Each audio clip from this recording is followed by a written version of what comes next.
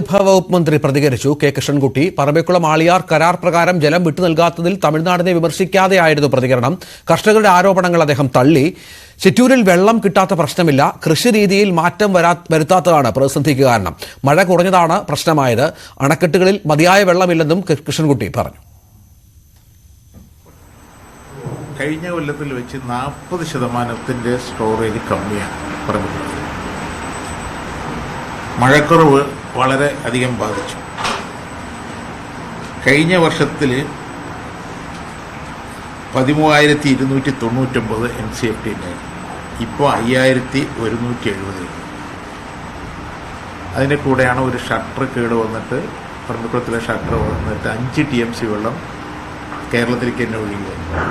പിന്നീടാണ് അത് നേരെ അങ്ങനെ ഒരു ക്രൈസിസ് അവിടെ യഥാർത്ഥത്തിൽ നിലവിലുണ്ട്.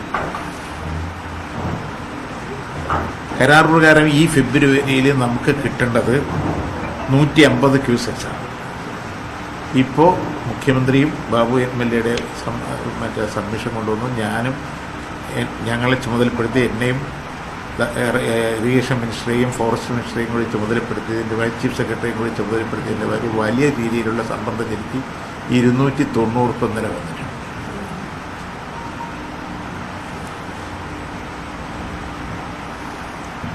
പറമ്പിക്കുളത്തിലെ ഷട്ടർ തകർന്നിട്ട് മാത്രം 6 TMC വെള്ളം നഷ്ടപ്പെട്ടു. നമുക്ക് 7.2 TMC ആണ് നമുക്ക് കിട്ടേണ്ടത്. അതിൽ 6 TMC വെള്ളം പറമ്പിക്കുളത്ത് നിന്ന് തന്നെ നഷ്ടപ്പെട്ടു, ഷട്ടർ തകർന്നിട്ട്. ഇതാണ് അതിൻ്റെ സ്ഥിതി. അപ്പോൾ വെറുതെ കരാർ പ്രകാരം കിട്ടിയില്ല എന്നുള്ളതല്ല, നമ്മളതിനു വേണ്ടി വളരെ ശക്തമായി വാദിച്ചിട്ടുണ്ട്. ഇപ്പോൾ കമ്മിറ്റി കൂടി ഞങ്ങൾ അത് പറയാൻ പറ്റാത്ത കുറേ കാര്യങ്ങൾ നടപടി എടുത്തിട്ടുണ്ട്. ഗ്രൗണ്ട് വാട്ടറിൻ്റെ അല്ലേ അത് ഇത്രയും എടുക്കാൻ പാടുള്ളൂ എന്ന് പറഞ്ഞാൽ അത് മറ്റേ മോട്ടർ ഇപ്പോൾ വെച്ചതരം മോട്ടറുകൾക്കൊന്നും പ്രശ്നം ഉണ്ടാവില്ല. പുതുതായി എടുക്കുന്നത് ഗ്രൗണ്ട് വാട്ടറിൻ്റെ പെർമിഷൻ വേണമെന്ന് മാത്രമല്ല, പുതുതായി കുഴിക്കുന്നത് നിലവിലുള്ളത് മിനിസ്റ്ററായിട്ട് സംസാരിച്ചത് നമ്മൾ തീരുമാനം.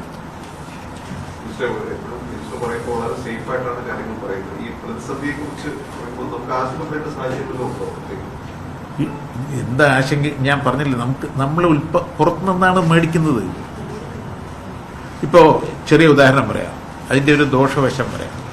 നിങ്ങളത് എഴുതൂല്ല ചെയ്യൂല, എന്നാലും പറയില്ല. ഞാൻ അങ്ങനെ പറയട്ടെ, എന്തായാലും എഴുതില്ല നിങ്ങൾ, എന്നാലും ഞാൻ പറയട്ടെ. ഇപ്പോൾ ഇലക്ട്രിസിറ്റി 19 പൈസ കൂടി. എന്താ കാരണം? ഇലക്ട്രിസിറ്റി ബോർഡിൻ്റെയും മന്ത്രിയുടെയും കുഴപ്പമുണ്ടെന്നാണ് നിങ്ങൾ എഴുതി കൂട്ടിയത്. യഥാർത്ഥ വസ്തു എന്താ? അഡാനി ആസ്ട്രേലിയയിൽ പോയി കൽക്കരി തന്നെ എടുത്തു. ആ കൽക്കരി ഇവിടെ ചിലവാകുന്നില്ല. അതിനേക്കാളും ചീപ്പായിട്ട് ഇവിടെ ഛത്തീസ്ഗഡിലൊക്കെ കൽക്കരി കിട്ടുന്നുണ്ട്. അപ്പോൾ ഒരു ഓർഡർ ഇറക്കി 20% ഇറക്കുമതി കൽക്കരി ഉപയോഗിക്കണമെന്ന്.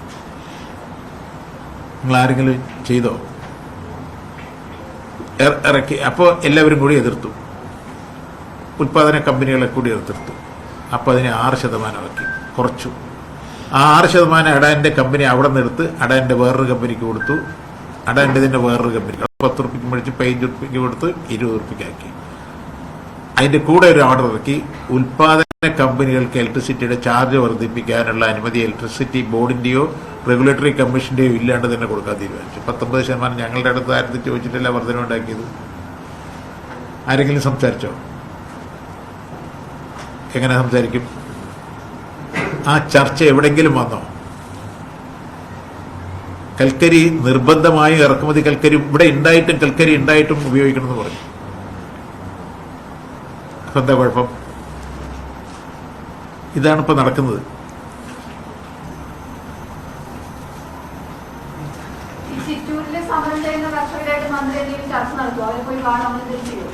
എൻ്റെ അടുത്ത് വന്നാൽ ഞാൻ മന്ത്രി എന്നുള്ള നിലയ്ക്ക് ആര് വന്നാലും എപ്പോൾ വന്നാലും ഞാൻ ചർച്ച ചെയ്യാൻ തയ്യാറാണ്. എനിക്ക് യാതൊരു വിഷമമൊന്നുമില്ല. ഞാൻ അങ്ങനെ ഒരു ജനങ്ങളുടെ കൂടെ നിന്ന് വളർന്ന ജനങ്ങളുടെ വിഷമം. ഞാൻ കൃഷിക്കാരനാണ്. എനിക്ക് കൃഷിക്കാരുടെ വേദന എന്താണെന്ന് ശരിക്കും അറിയും. ഫാഷന് വേണ്ടി കൃഷി ചെയ്യുന്ന ആളല്ല, കൃഷി കൊണ്ട് ഉപജീവനം കഴിക്കുന്ന ആളാണ്. അതുകൊണ്ടാണ് ഇത്രയും സംഖ്യ ഇവിടെ കൊണ്ടുവരാൻ കാരണം. എന്താ അറിയോ? കേരളം ഉണ്ടായ ശേഷം ഇത്രയും വലിയ സംഖ്യ വന്നിട്ടുണ്ടോ? കുരിയാർ കുറ്റിയും ആക്കി, ഇപ്പോൾ DPR ആക്കി. ഞാൻ ഇറിഗേഷൻ മിനിസ്റ്റർ ആയിരിക്കുമ്പോഴാണ് അത് ചെയ്തത്.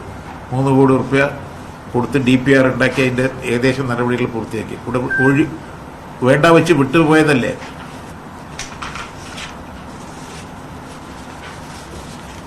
ഒന്നുമില്ലല്ലോ. അപ്പോൾ ഈ വർഷം ചിറ്റൂരിൽ കനാല് കൃഷി കർഷകരുടെ ദുരിതം ന്യൂസ് 18 റിപ്പോർട്ട് ചെയ്തിരുന്നു.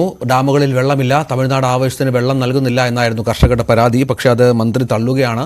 താൻ കൃഷിമന്ത്രി ആയതിനു ശേഷം നിരവധി തവണ ഇടപെട്ട് ജലസേന മന്ത്രി ആയതിനു ശേഷം നിരവധി തവണ ഇടപെട്ട് ഈ വിഷയത്തിൽ പരിഹാരമുണ്ടാക്കാൻ ശ്രമിച്ചു. തമിഴ്നാട് ആവശ്യത്തിന് വെള്ളം തരുന്നുണ്ട്, കാലാവസ്ഥാ വ്യതിയാനമാണ് കാരണമെന്നാണ് അദ്ദേഹത്തിന്റെ വിശദീകരണം. വാർത്താ സമ്മേളനം തുടരുകയാണ്. ഇടവേള.